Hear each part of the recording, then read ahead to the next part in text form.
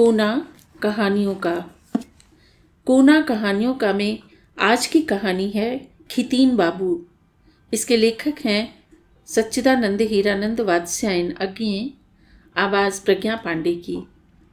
वो चेहरे, कौन से चेहरे, कौन सा चेहरा जो जीवन भर चेहरों की स्मृतियां संग्रह करता आया है, उसके लिए यह बहुत कठिन है कि किसी एक चेहरे को अलग निकाल कर कह दे कि यह चेहरा मुझे नहीं भूलता।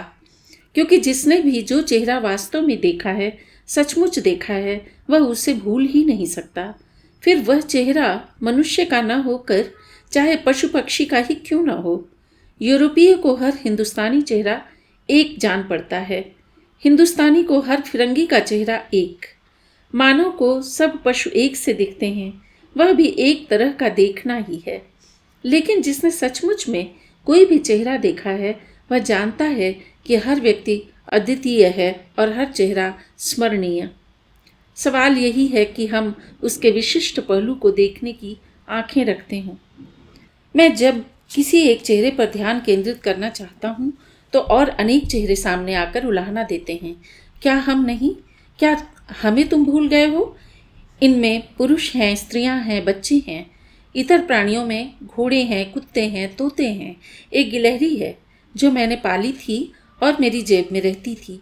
एक मुनाल है जो मेरी गोली से घायल होकर चीखता हुआ मीलों दौड़ा था। एक कुत्ता है जो मेरी बीमारी में मेरे सिरहाने बैठकर आंसू गिराता था। एक टूटी चोंच और कटे पंख वाला कौआ है जो मुल्तान जेल में मेरा दोस्त बना था और परकटे नाम से पुकारने पर आधा उड़ता और चमकता हुआ आकर हाजिर हो जाता था। कहाँ तक गिनाया जाए? पेड़ पौधों के हम चेहरे नहीं मानते, नहीं तो शायद वे भी सामने आ खड़े होते। कालिदास ने शकुंतला के जाने पर रोती हुई वनस्पतियों का वर्णन किया है। अपसृत पांडुपत्रा मुंचति अश्रु इव लताः। मेरी सहानुभूति उतनी दूर तक शायद नहीं है, लेकिन चेहरों का मेरे पास यथेष्ट संग्रह है। सभी अद्वितीय, सभी स्मरणीय। अगर एक चुनता हूँ तो किसी असाधारणत्व के लिए नहीं, चुनता हूँ एक अत्यंत साधारण व्यक्ति का अत्यंत साधारण चेहरा। क्योंकि यही तो मैं कहना चाहता हूँ, असाधारण ही स्मरणीय नहीं है। हर गुदड़ी में लाल है, जरा उसे लौट कर झांकने का कष्ट तो करो। वो चेहरे, वह एक चेहरा, खितीन बाबू का चेहरा न सुंदर था, न असाधारण, न वह बड़े आदमी ही थे। साधारण पढ़े लिखे, साधारण क्लर्क। मैंने पहले पहल उन्हें देखा तो कोई देखने की बात उनमें नहीं थी, इतना ही कि औरों से कुछ कम उनके पास देखने के लायक था। चेचक के दागों से भरे चेहरे पर एक आंख गायब थी और एक बाह भी नहीं थी। कोट की आस्तीन पिन लगाकर बदन के साथ जोड़ दी गई थी। काने को अपशकुन तो मानते हैं, अति चतुर भी मानते हैं, पर खितीन बाबू की हंसी में एक विलक्षण खुलापन और रिजुता थी। इसीलिए बाद में औरों से उनके बारे में पूछा तो मालूम हुआ आंख बचपन में चेचक के कारण जाती रही थी। बाह पेड़ से गिरने पर टूट गई थी और कटवा देनी पड़ी। उनके हंसमुख और मिलनसार स्वभाव की सभी प्रशंसा करते थे। मेरी उनसे भेंट अचानक एक मित्र के घर हो गई थी। मैं दौरे पर जाने वाला था, इसलिए दोस्तों से मिल रहा था। 2-3 महीने घूम घाम कर फिर आया, लेकिन खितीन बाबू के दर्शन कोई 6 महीने बाद उन्हीं मित्र के यहाँ हुए। अब की बार उनकी एक टांग भी नहीं थी। रेलगाड़ी दुर्घटना में टांग कट जाने से वे अस्पताल में पड़े रहे थे। वहाँ से बैसाखियों का उपयोग सीख कर बाहर निकले थे। उनके लिए घटना पुरानी हो गई थी, मेरे लिए तो एक नई सूचना थी। मैं सहानुभूति प्रकट करना चाहता था, पर झिझक भी रहा था, क्योंकि किसी की असमर्थता की ओर इशारा भी उसे असमंजस में डाल देता है। कि उन्होंने स्वयं हाथ बढ़ाकर पुकारा, आइए आइए, आपको अपने नए आविष्कार की बात बतानी है। उनसे हाथ मिलाते हुए समझ में आया कि एक अवयव के चले जाने से दूसरे की शक्ति कैसे दुगनी हो जाती है। वैसी जोर की पकड़ जीवन में एक आध बार ही किसी हाथ से पाई होगी। मैं बैठ ही रहा था कि बोले, देखा आपने कितना व्यर्थ बोझा आदमी ढोता चलता है। मैंने टॉन्सिल कटवाए थे, कोई कमी नहीं मालूम हुई। अपेंडिक्स कटवाई, कुछ नहीं गया, केवल उसका दर्द गया। भगवान औघड़ दानी है, सब कुछ फालतू देते हैं। 2 हाथ, 2 कान, 2 आंखें। अब जीभ तो एक है। आप ही बताइए, आपको कभी स्वाद लेने के साधन की कमी मालूम हुई है? मैं अवाक उन्हें देखता रहा, पर उनकी हंसी सच्ची हंसी थी और उनकी आंखों में जीवन का जो आनंद चमक रहा था, उसमें कहीं अधूरेपन की पंगुता की झाई नहीं थी। उन्होंने शरीर के अवयवों के बारे में अपनी एक अद्भुत थ्योरी भी मुझे बताई थी। यह ठीक याद नहीं कि वह इसी दूसरी भेंट में या और किसी बार, लेकिन थ्योरी मुझे याद है और उनका पूरा जीवन उसका प्रमाण रहा। वैसे शायद बताई होगी उन्होंने थोड़ी थोड़ी करके 2-3 किस्तों में। तीसरी बार मैंने देखा तो वे दूसरी बाह भी खो चुके थे। मालूम हुआ कि रिक्शे से उतरते समय गिर गए थे, कोहनी टूट गई थी और फिर घाव दूषित हो गया, जिससे कोहनी से कुछ ऊपर से बाह काट दी गई। इस बार भी भेंट तो उन्हीं मित्र के यहाँ हुई, मगर उनकी बैठक में नहीं, उनके रसोई घर में। मित्र पत्नी भोजन बना रही थी और खितीन बाबू एक मोढ़े पर बैठे बताते जा रहे थे कि कौन व्यंजन कैसे बनेगा।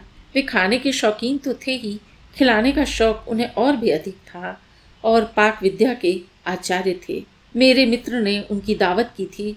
दावत का उपलक्ष्य बताया नहीं गया था, लेकिन था यही कि खितीनदा बच गए और अस्पताल से लौट आए, क्योंकि इस बार कई दिन तक उनकी स्थिति संकटापन्न रही थी। खितीनदा भी इस बात को समझ गए थे। उन्होंने कहा था, दावत रही और तुम्हारे यहाँ ही रही, पर दूंगा मैं और सब कुछ मैं ही बनाऊंगा। और खुलासा यह किया था कि वे रसोई घर में बैठकर सब कुछ अपनी देखरेख में बनाएंगी गृह पत्नी, मगर विधान खितीन बाबू का होगा।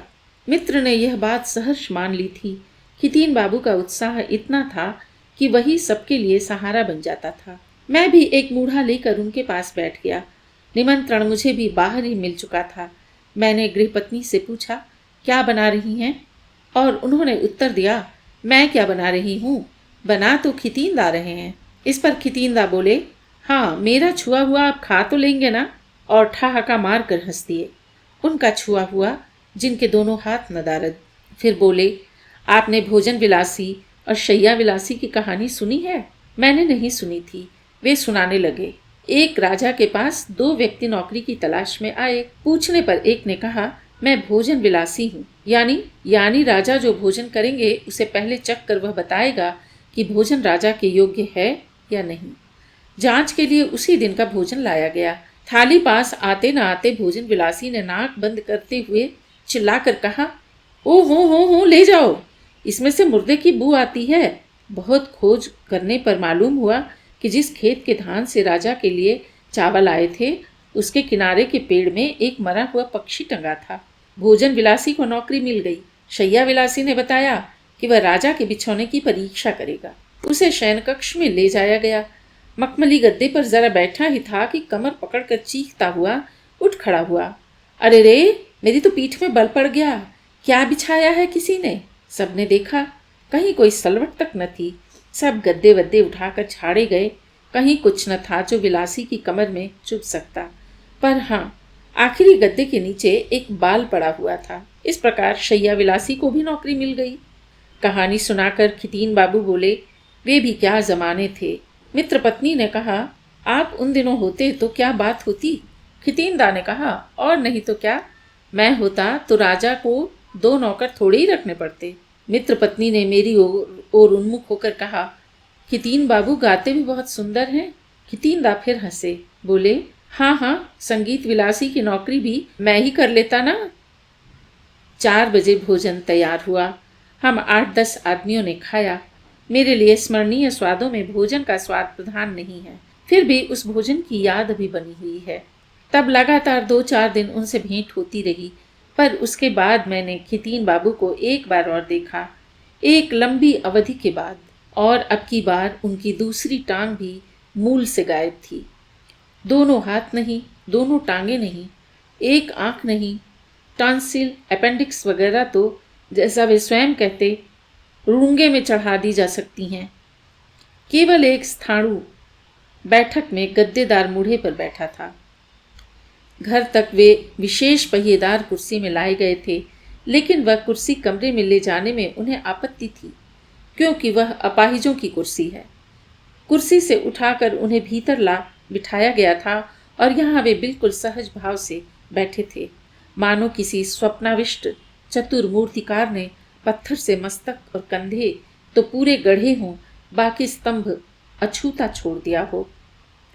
मैं जाकर चुपके से एक तरफ बैठ गया। वे कुछ बातें कर रहे थे। उन्हें देखते हुए मुझे बचपन में आत्मा के संबंध में की गई अपनी बहसें याद आ गईं। आत्मा है तो सारे शरीर में व्याप्त है या किसी एक अंग में रहती है? अगर सारे शरीर में तो कोई अंग कट जाने पर क्या आत्मा भी उतनी कट जाती है? अगर एक अंग में तो अंग कट जाने पर क्या होता है? जब कोई अंग कटता है तो उसमें से आत्मा सिमट कर बाकी शरीर में आ जाती है, पंगु नहीं होती। यह थ्योरी कहाँ तक मान्य है इस बहस में तो वैज्ञानिक पढ़ें, पर उनको देखते हुए उनके बारे में जरूर इसकी सच्चाई मानो ज्वलंत होकर सामने आ जाती थी। उनकी आत्मा न केवल पंगु नहीं थी, वरन शरीर के अवयव जितने कम होते जाते थे, उनकी आत्मा की कांति मानो बढ़ती जाती थी। मानो व्यर्थ अंगों से सिमट सिमट कर आत्मा बचे हुए शरीर में और घनी पुंजित होती जाती, सारे शरीर में भी नहीं, एक अकेली आंख में। प्रेतात्माओं से भरे हुए विशाल शून्य में निष्कंप दिखते हुए एक आकाश दीप के समान। तभी खितीन बाबू ने मुझे देखा। छूटते ही बोले छिलम, बेचे थाकते बेशी, किछु लागे ना। मैंने कहा था ना, बचे रहने के लिए कुछ ज़्यादा नहीं चाहिए, और हंस दिए। इसके बाद मैंने फिर खितीन बाबू को नहीं देखा। कहानी की पूर्णता के लिए एक बार और देखना चाहिए था, पर मैं कहानी नहीं सुना रहा, सच्ची बात सुना रहा हूँ, तो मैंने उन्हें फिर नहीं देखा। लेकिन सुनने वाले की कमी में कहानी नहीं रुकती। देखने वाला न होने से जीवन नाटक बंद नहीं हो जाता। मैंने भी सुनकर ही जाना। खितीन बाबू की कहानी अपने चरम उत्कर्ष तक पहुंचकर ही पूरी हुई। टहलने ले जाते समय उनकी पहिएदार कुर्सी एक मोटर ठेले से टकरा गई थी। वे नीचे आ गए और गाड़ी का पहिया उनके कंधे के ऊपर से चला गया। बाह का जो ठूंठ बचा हुआ था उसे भी चूर करता हुआ वे अस्पताल ले जाए गए। बाह अलग की गई और कंधे की पट्टी हुई। ऑपरेशन के बाद उन्हें होश रहा और उन्होंने पूछा कि कंधा है या नहीं। फिर कहा, जाने गलो, एटा छाड़ाऊ चले। मालूम हो गया कि इसके बिना भी चल सकता है, लेकिन अब की बार वह चलना अधिक देर तक नहीं हुआ। अस्पताल से वे नहीं निकले। शरीर में विष फैल गया था और भोर में अनजाने में उनकी मृत्यु हो गई। खितीन बाबू, एक साधारण क्लर्क, साधारण दुर्घटना, मृत्यु हो गई। लेकिन क्या सचमुच अब भी उन्हें देख सकता हूँ? कभी लगता है कि जिसे देखता हूँ वह केवल अंगहीन ही नहीं है, मानो अशरीरी है।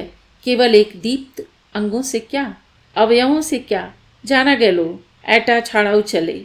इस सब के बिना काम चल सकता है। केवल दीप्ति, केवल संकल्प शक्ति, रोटी कपड़ा आसरा, हम चिल्लाते हैं, ये सब जरूरी हैं। निस्संदेह जीवन के एक स्तर पर ये सब निहायत जरूरी हैं, लेकिन मानव जीवन की मौलिक प्रतिज्ञा यह नहीं है। वह है केवल मानव का अदम्य अटूट संकल्प।